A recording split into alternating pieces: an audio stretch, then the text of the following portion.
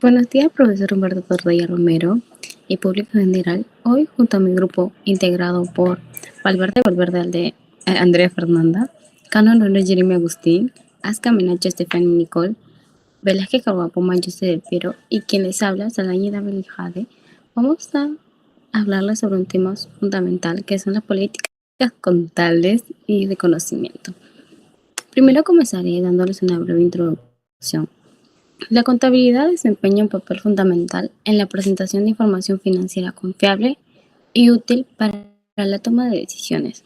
Para ello, es necesario aplicar políticas contables y normas internacionales que permitan registrar, medir y revelar correctamente las operaciones de una empresa. En este trabajo se desarrollan temas relacionados con las diferencias temporales y su reversión, la baja o castigo de activos y el método de la fecha de contratación, destacando su importancia en el reconocimiento contable y tributario de las operaciones, así como su contribución o la transparencia y correcta elaboración de los estados financieros. Ahora les hablaré sobre las políticas contables. ¿Qué son las políticas contables? Las políticas contables son las normas y los procedimientos que las empresas utilizan para gestionar y comunicar sus actividades financieras. Estas políticas contribuyen a garantizar que los estados financieros se elaboren de forma coherente a lo largo del tiempo, lo que facilita a los inversores, los organismos reguladores y otras partes interesadas la comprensión de la salud financiera de una empresa. Las políticas contables determinan cómo las empresas valoran sus activos, reconocen sus ingresos y estiman sus gastos. En términos sencillos, las políticas contables son como un conjunto de instrucciones que las empresas siguen para garantizar que sus informes financieros sean precisos y uniformes en diferentes periodos.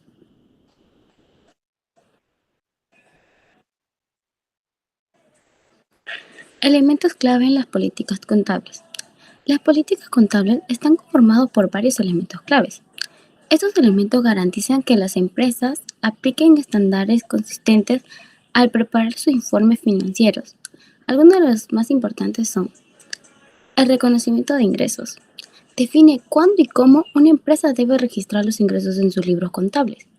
Un ejemplo sería registrar los ingresos por ventas cuando el control de la mercadería se transfiere al cliente. Valoración de activos. Explica cómo determinar el valor de activos como el inventario y el equipo. Un ejemplo sería, las empresas pueden utilizar el método del costo histórico o del valor razonable para determinar el valor de los activos. Reconocimiento de gastos. Guía sobre cuándo y cómo deben registrarse los gastos en la contabilidad. Un ejemplo, registrar el gasto de depreciación de un equipo a lo largo de su vida útil. Método de depreciación.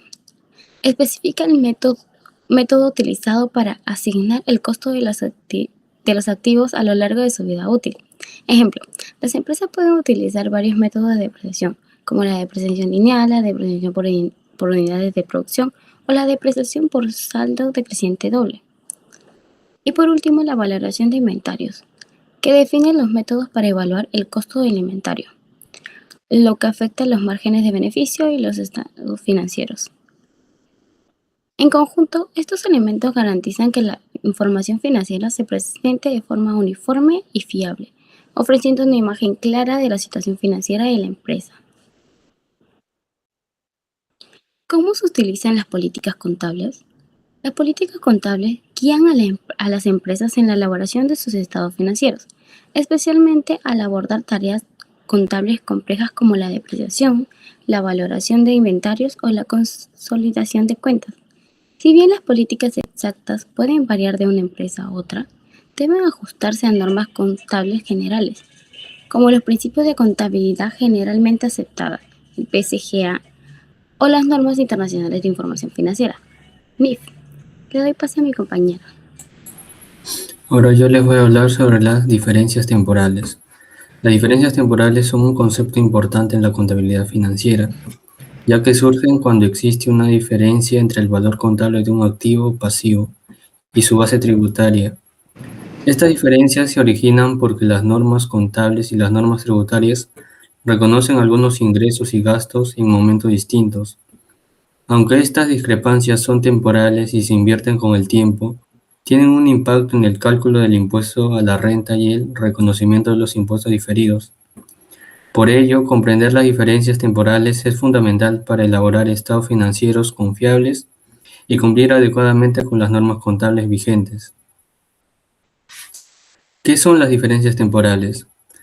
Son diferencias que existen entre el valor de libros de un activo pasivo registrado en la contabilidad y su base tributaria, el valor reconocido para efectos del impuesto a la renta.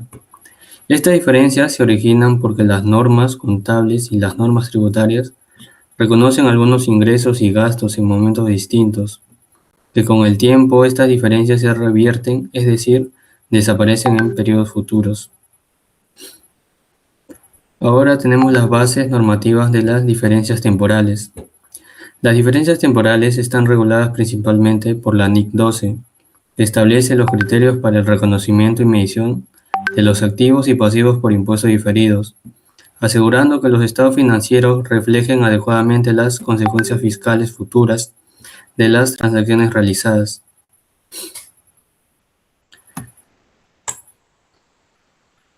Ahora tenemos los tipos de diferencias temporales. Las diferencias temporales imponibles. Estas diferencias son aquellas diferencias entre el valor contable de un activo o pasivo y su base tributaria que originan montos imponibles en periodos futuros. Esto significa que cuando la diferencia se revierta, la empresa deberá pagar un mayor impuesto a la renta. Estas diferencias surgen porque ciertos ingresos o gastos son reconocidos en momentos distintos por las normas contables y las normas tributarias.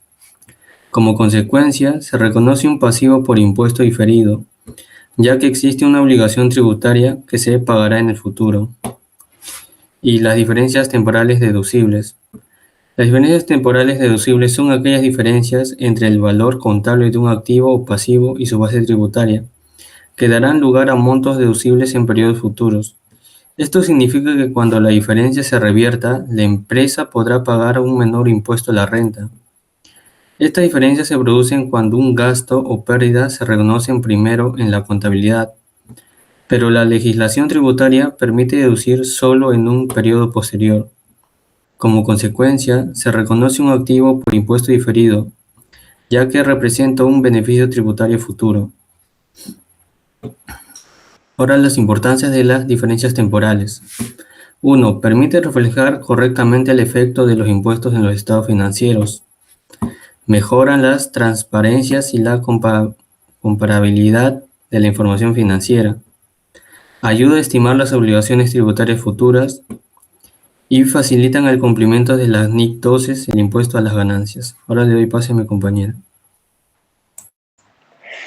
Buenos días. Como explicó mi compañero, las diferencias temporales se generan porque existen diferencias en el tratamiento contable y tributario. Sin embargo, estas diferencias no son permanentes. Con el paso del tiempo ocurre un proceso llamado reversión de diferencias temporales, mediante el cual dichas diferencias disminuyen hasta desaparecer. La NIC 12 considera este proceso fundamental, ya que permite recuperar o cancelar los impuestos diferidos y asegurar que los estados financieros reflejen correctamente la realidad económica de la empresa. ¿Cómo ocurre? Ocurre cuando las diferencias existentes entre el valor en libros de un activo pasivo y su base tributaria se reducen de forma progresiva hasta eliminarse, debido al reconocimiento posterior de ingresos o gastos tanto para fines contables como tributarios. Este proceso se desarrolla de manera gradual conforme transcurren los periodos contables hasta que el valor contable y la base tributaria vuelvan a coincidir. ¿Para qué se utiliza la reversión de diferencias temporales? Se utiliza para recuperar los activos por impuesto diferido, cancelar los pasivos por impuesto diferido, reflejar correctamente el efecto fiscal de las operaciones, presentar estados financieros más razonables y cumplir con lo establecido por la NIC 12. Gracias a la reversión, los impuestos diferidos reconocidos anteriormente pueden recuperarse o cancelarse, evitando que permanezcan registrados indefinidamente. ¿Cuándo se utiliza? Cuando la diferencia temporal comienza a desaparecer por el reconocimiento posterior de una operación. Es común en casos como depreciación de activos, provisiones, beneficios a los trabajadores, vacaciones, cobranza de cuentas incobrables y garantías.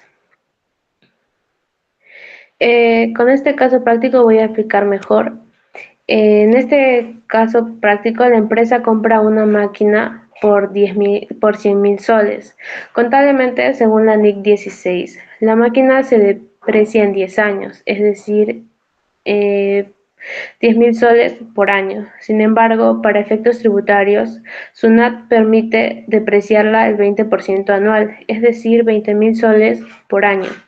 Como la depreciación tributaria es mayor que la contable, el valor de la máquina disminuye más rápido para impuestos que para contabilidad. Esto origina una diferencia temporal imponible. Formación de la diferencia temporal. En el año 2025, en el primer año, el valor en libros es 90.000 soles, porque solo se depreciaron 10.000 soles contablemente.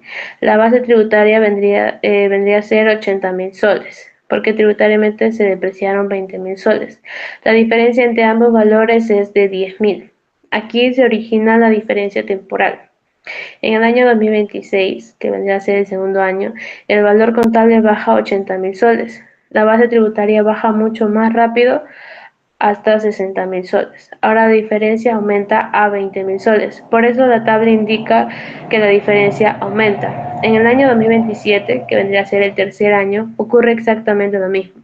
El valor en libros es 70.000 y la base tributaria es 40.000. Ahora la diferencia ya no es de 20.000, sino de 30.000. Como sigue creciendo, decimos que la diferencia temporal continúa aumentando. En el año 2028, que vendría a ser el cuarto año, el valor contable es 60.000 soles. La base tributaria disminuye hasta 20.000 soles. Ahora la diferencia alcanza a 40.000 soles.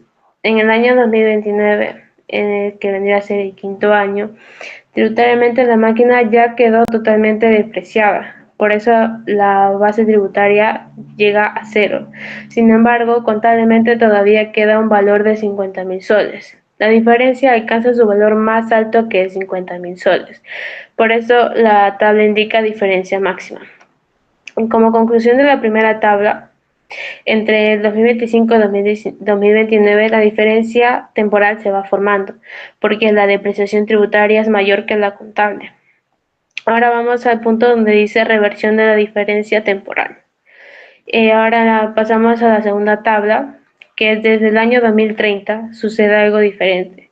SUNAT ya terminó de depreciar el activo, por eso la base tributaria permanece en cero. Pero contablemente todavía falta seguir depreciando durante 5 años más. En el año 2030, el valor en libros ahora es 40.000 soles. La base tributaria continúa en cero. La diferencia baja es de 50.000 soles a 40.000 soles. Aquí empieza la reversión. En el año 2031, el valor contable baja a 30.000 soles. La base tributaria sigue siendo cero. La diferencia disminuye a 30.000 soles. Por eso decimos que la diferencia continúa revirtiéndose. En el año 2032, el valor contable baja a 20.000 soles. La base tributaria sigue en cero y la diferencia disminuye a 20.000 soles. En el año 2033, el valor contable baja a 10.000 soles. La base tributaria continúa en cero y la diferencia disminuye nuevamente hasta 10.000. En el año 2034, donde finalmente el valor contable llega a cero, la base tributaria también permanece en cero, ya no existe ninguna diferencia entre ambos valores. Por eso decimos que la diferencia temporal se revirtió totalmente. Y como conclusión final, la diferencia temporal se forma porque la depreciación tributaria es más rápida que la contable. Esta diferencia aumenta entre los años 2025 y 2029. Después, cuando la depreciación tributaria ya terminó y la contable continúa, la diferencia empieza a disminuir hasta desaparecer completamente en el año 2034. A este proceso se le llama reversión de de la diferencia temporal de acuerdo con la NIC 12.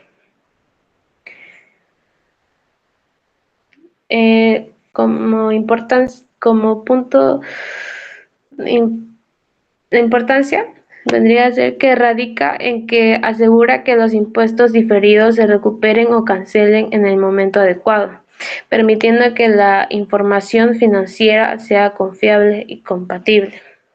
Esa vendría a ser la importancia de la reversión de diferencias temporales. Como conclusión, la reversión de diferencias temporales constituye un proceso esencial dentro de la NIC 12, ya que permite que las diferencias entre la contabilidad y la tributación desaparezcan de manera gradual.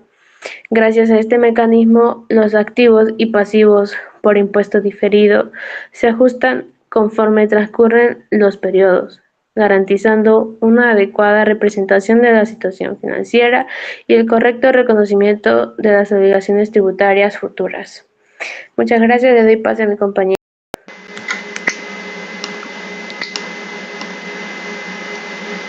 Castigo o baja.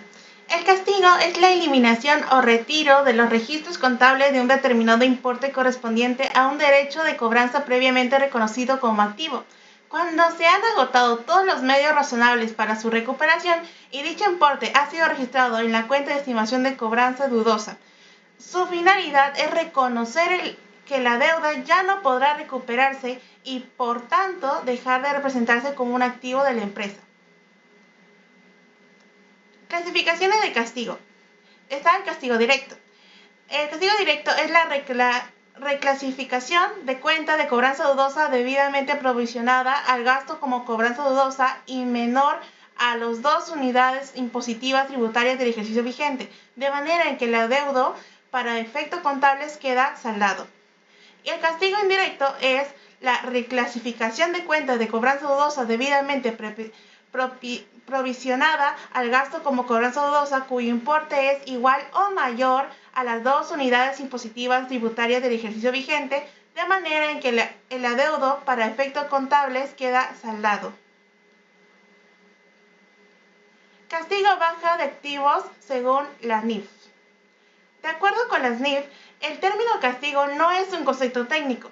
El término correcto es baja en cuentas, que consiste en retirar un activo o un pasivo cuando deja de cumplir los requisitos para su reconocimiento. En la práctica contable, el castigo se refiere a la eliminación de un activo que ya no es recuperable, como una cuenta por cobrar incobrable. Según la NIF 9, estas cuentas deben darse de baja cuando ya no existe una expectativa razonable de recuperación. Asimismo, la NIF 16 establece la baja de un activo fijo cuando es vendido o cuando deja de generar beneficios económicos futuros. Ahora un pequeño ejemplo. La empresa Muebles Callao SAT vendió escritorios a crédito por un valor de 15,000 soles a la empresa consultora Andina SAT, otorgando de plazo pago 60 días. El cumplirse el plazo, el cliente no realizó el pago. La empresa inició diversas gestiones de cobranza mediante llamadas telefónicas, correos electrónicos y el envío de una carta notarial. Sin embargo, después de una evaluación que se comprobó que el cliente se encontraba en estado de insolvencia, por lo que no contaba con los recursos económicos suficientes para cumplir sus obligaciones de pago. Al no existir una expectativa razonable de recuperar el importe deudado, Muebles Callao SAT decidió eliminar la cuenta de cobro de sus registros contables. En la práctica, este procedimiento se conoce como castigo de la cuenta por cobrar. De acuerdo con la NIF 9, Instrumentos Financieros, dicha operación corresponde a una baja en cuentas, ya que el activo dejó de generar beneficios económicos futuros y dejó de cumplir las condiciones para seguir siendo reconocido en el estado financiero. Como una breve conclusión del ejemplo, la Muebles SAT realizó una venta del crédito y registró una cuenta por cobrar. Al comprobar que el cliente se encontraba en estado de insolvencia y que la deuda era incobrable, decidió eliminarla de sus registros contables. Este procedimiento se conoce como castigo y, según la NIF 9, corresponde a una baja de cuentas. La importancia del castigo o baja. El castigo baja permite que el estado financiero refleje la situación económica real de una empresa, eliminando activos que ya no pueden recuperarse. Además, la NIF 9 y la NIF 16 contribuyen a presentar información financiera confiable, transparente y útil para la toma de decisiones. En conclusión, el castigo se utiliza para eliminar activos incobrables, mientras que la NIF emplea el término bajo en cuentas. Su correcta aplicación garantiza que los estados financieros representan fielmente la realidad económica de la empresa y facilita una adecuada toma de decisiones. Ahora les paso con mi compañero. Bueno, yo les voy a hablar sobre el método de fecha de contratación y el método de fecha de liquidación. El método de fecha de contratación es la opción más inmediata que tenemos para registrar operaciones financieras. Este método establece que debemos registrar un activo de nuestro balance el mismo día en que nos comprometemos contractualmente a realizar la transacción, es decir, el día que se cierre el acuerdo, aunque el dinero o los títulos físicos tarden en transferirse. Al usar este método, la empresa reconoce dos inmediatas cosas. Uno, el derecho a recibir los beneficios de lo que acaba de comprar, y dos, la obligación de pagarla, registrar un pasivo. Su función es el control de riesgos. Al registrar la operación desde el primer día, cualquier fluctuación o cambio de precio del activo del mercado se refleja inmediatamente en los libros, evitando la sorpresa de último minuto. Ahora, por otro lado, el método de liquidación es una de las alternativas mucho más conservadora y paciente. Bajo un método, la contabilidad ignora por completo el día de acuerdo y espera registrar el activo únicamente cuando se realiza la entrega física o pago real. Su principal ventaja es que mantiene una relación directa y exacta con el flujo de efectivo en las cuentas bancarias de la empresa, evitando registrar activos que aún no poseemos. Eso sí, las normas contables como la NIF 9 nos exigen que una regla estricta. Si el activo cambia entre día del trato y el día del pago, esta diferencia de valor sí se debe registrar en el resultado de la empresa para mantener la transparencia ante los inversores. Un ejemplo de esto sería, imaginemos un caso, que compramos acciones el 30 de diciembre y se paga el 2 de enero del siguiente año. Si aplicamos el método de contratación, esas acciones ya ya se registrarían en nuestro balance general el fin de año el 31 de diciembre, más que si utilizamos el método de liquidación, esas acciones no aparecerían en el balance del año, se registrarían formalmente hasta el reporte del año nuevo. En conclusión, como pueden ver, ambos métodos son válidos y están regulados internacionalmente. La clave del éxito de cualquier empresa no es cuál método es mejor, sino aplicar y elegir correctamente y consistentemente para que la información financiera siempre sea clara, comparable y transparente. Muchas gracias.